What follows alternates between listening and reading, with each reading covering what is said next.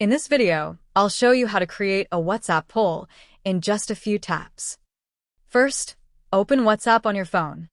Then open the chat or group where you want to create the poll. Now look toward the bottom right corner of the chat.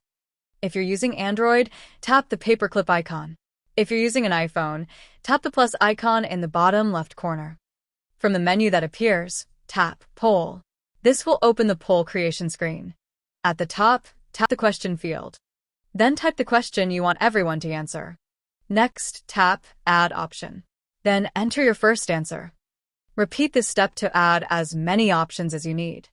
If you want people to choose only one answer, look toward the bottom of the screen and turn off Allow multiple answers. If you want participants to select more than one option, simply leave it turned on.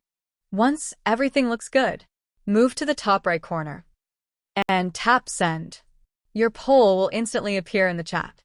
If this tutorial helped you out, leave a like and subscribe for more quick WhatsApp tips and tutorials.